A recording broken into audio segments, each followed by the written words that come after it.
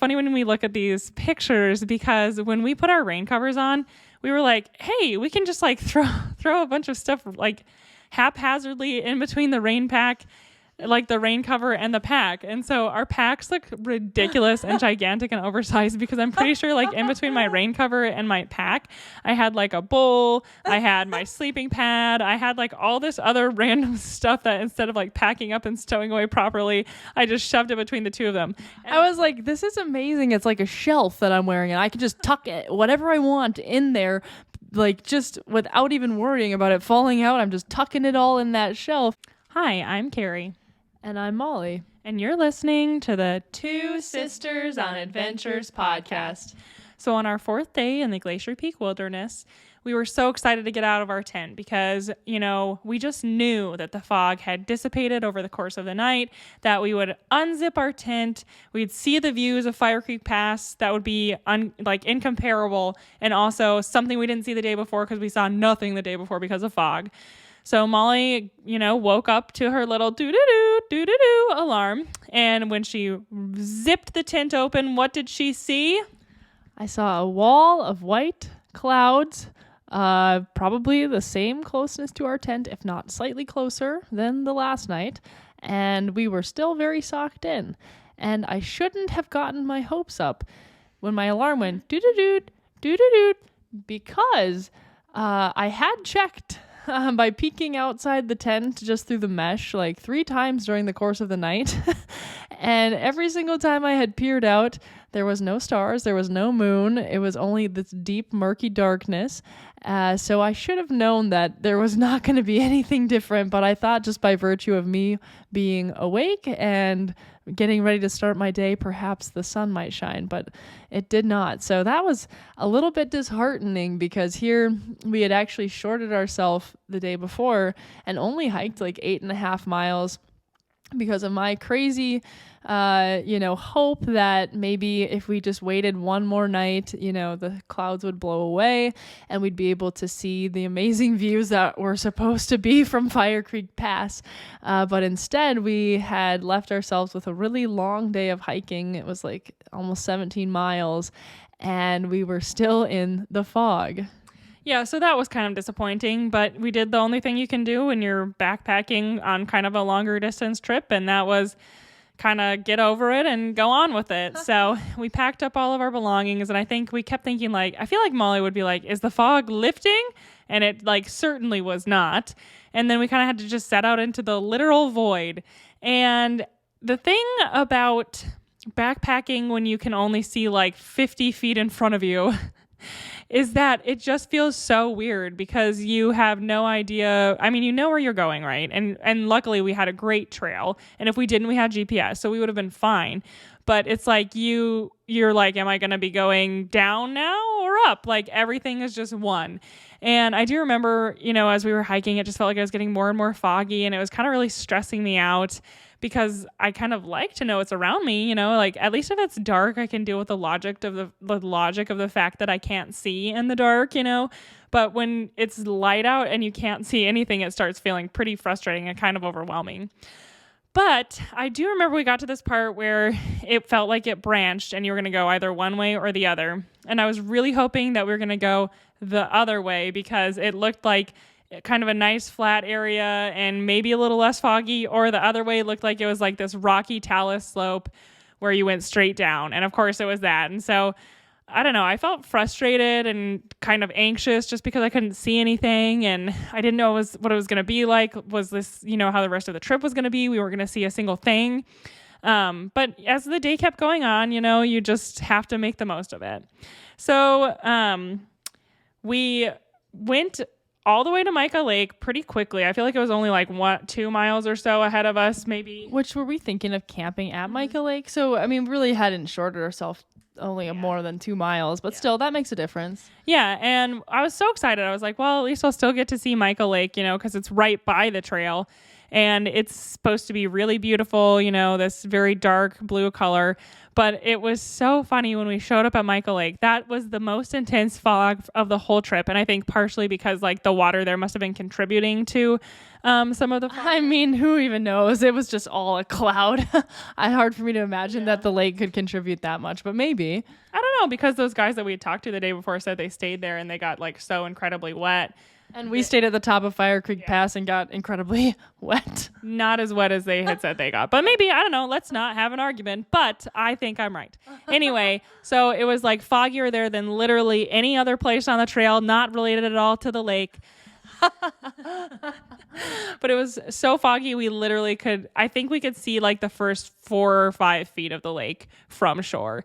And, you know, it's like, well, I guess that's it, because we thought about going down a little closer to it, but what's the point? You're not going to see all that far anyways.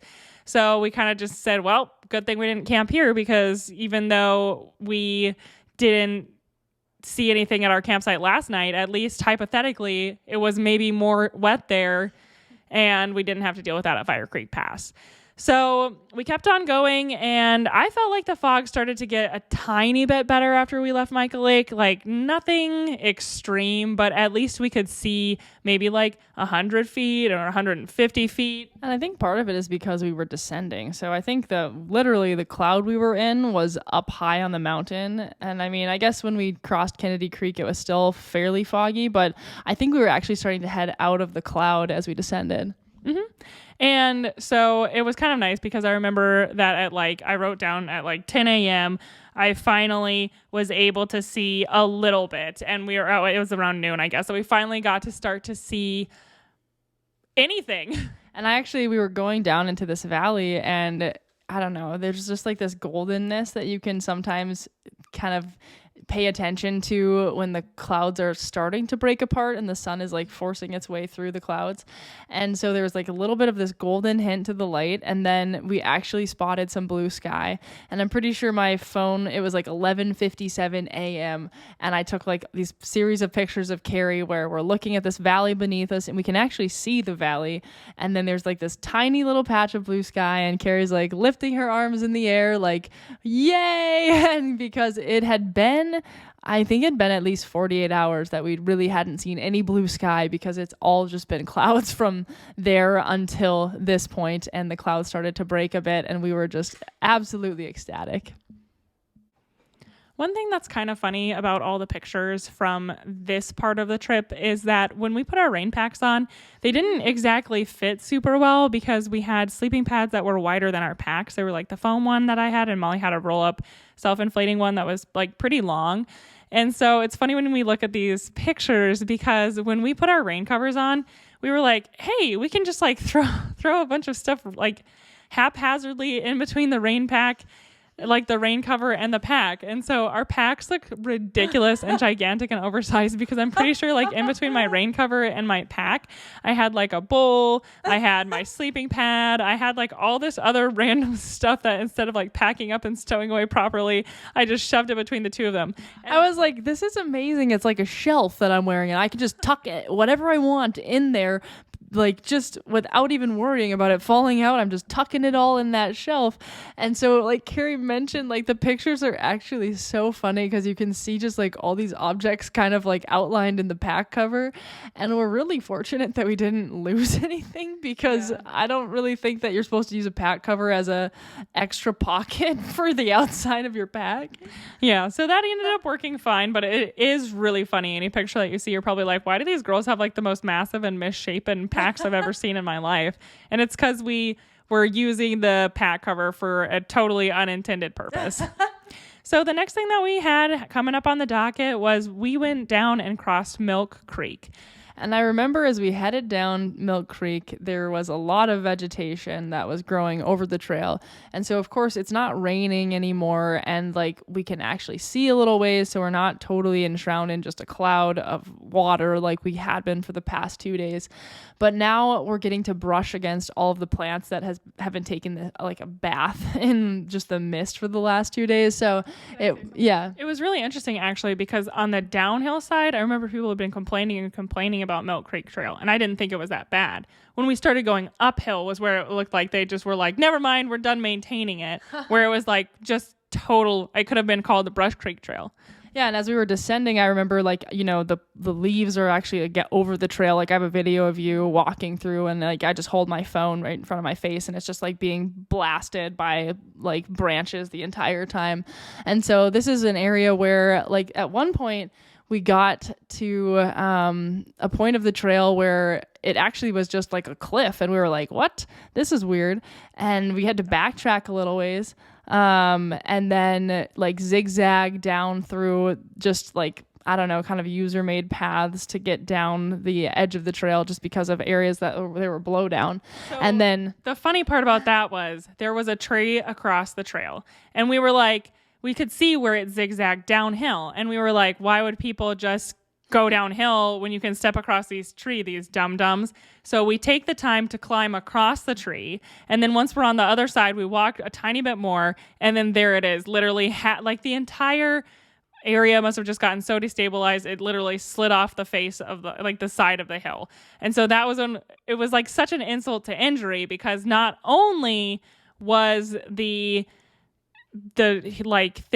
not only did we have to climb down the hill, but we had to climb back over the tree that we just had to climb over and then go down the hill. And it was kind of like an annoying, like sketchy, weird thing. And also that trail was so narrow that like I remember I stepped off of it and my foot just went down. And so it was like one of those trails where you kind of just had to pay attention and also like take your time a little bit.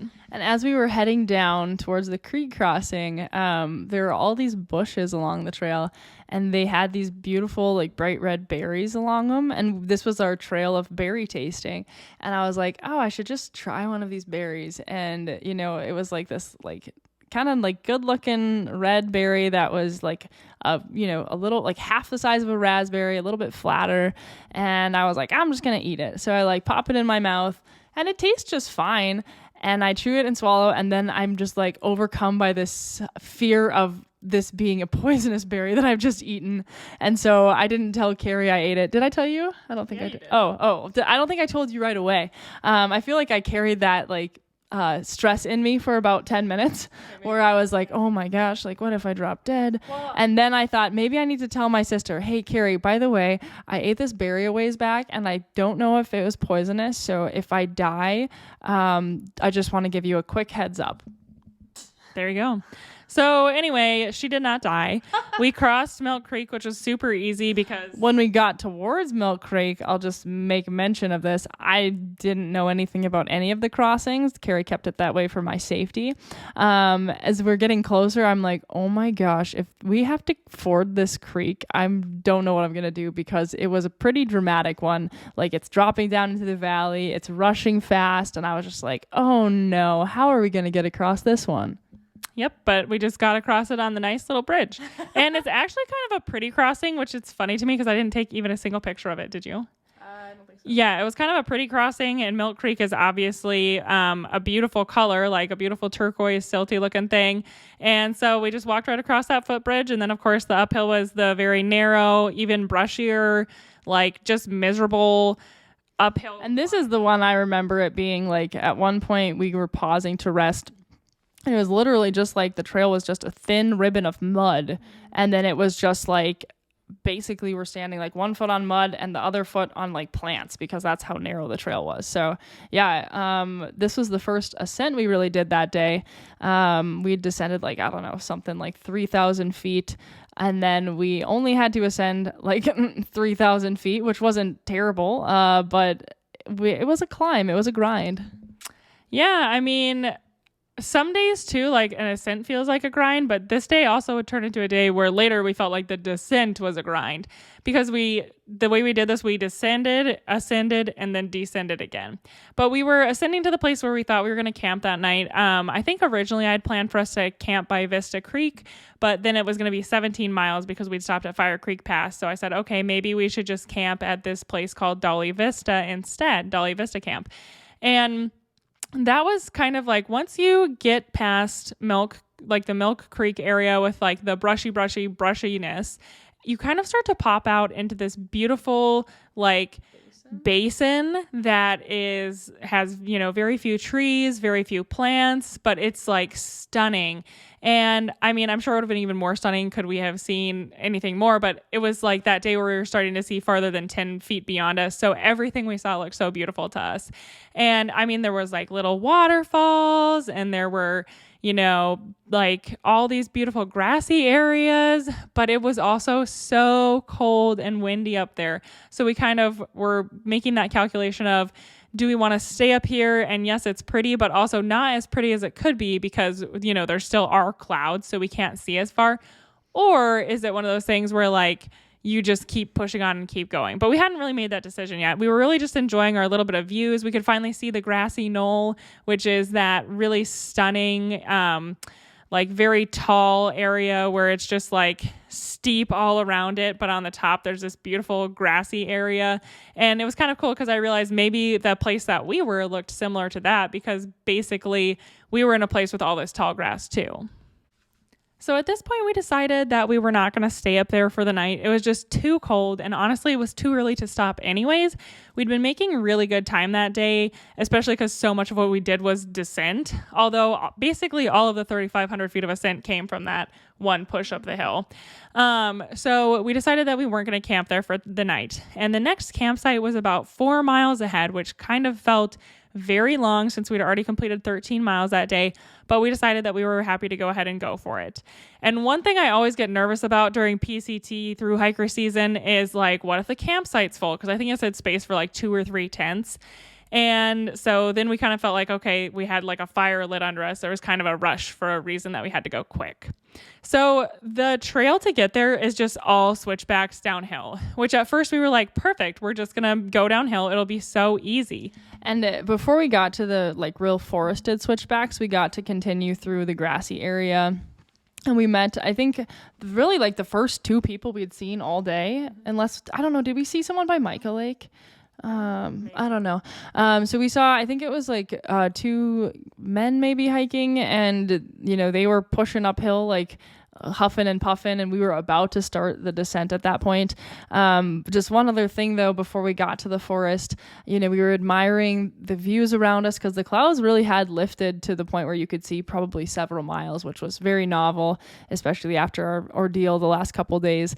And then this grassy area in particular was actually filled with marmots too. So I don't know how many times we'd really been around marmots. I think a couple, but they're just really fun creatures with how they whistle to each other, and then they stand there like sentinel, kind of like watching you. And so I always try to whistle back at the marmots to communicate, and I think I do a good job of it, but Carrie questions my ability to accurately replicate the sound of a marmot, but I personally think I do a good job.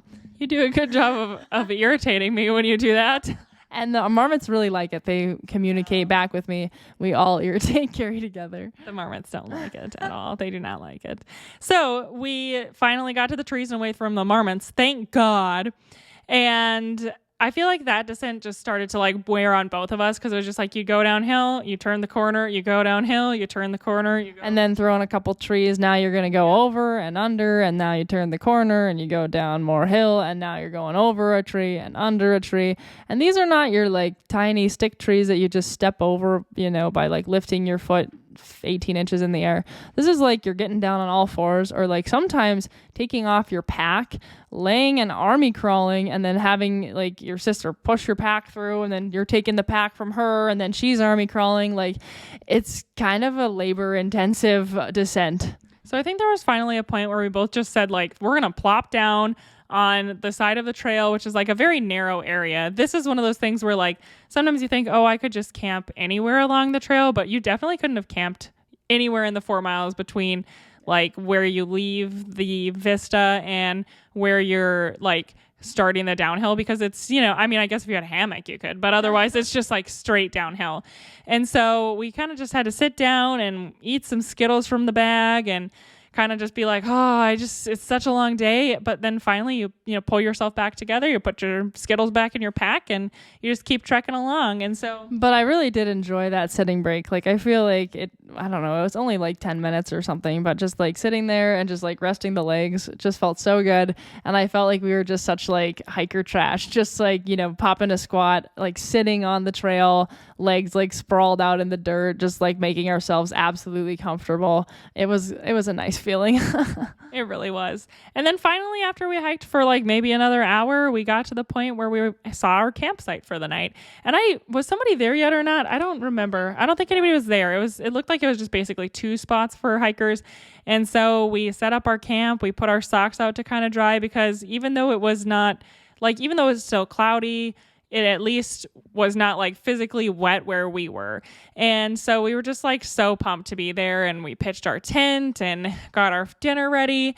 And then kind of as we were getting more close to getting in bed, a PCT hiker did come along, and he was just tired. Like he honestly like came in, was just like, I'm going to camp here. We're like, that's fine. And pitched his tent, climbed right in, was asleep in like 2 minutes. So we did not have any conversation with him, but I mean, he just seemed like he was kind of trucking along. Thank you so much for listening to another episode of the Two Sisters on Adventures podcast. If you want to see any photos or videos from what we talked about today, and some photos, they are a combo of photo and video. Our own trademarked item, photos. And videos. Photos. Anyway, there's photos and videos and photos that you can see on our Facebook and Instagram. And some of them aren't just pictures of us in the fog, because this is a day we could see not only fog. So we hope you'll join us next week. Bye. Bye.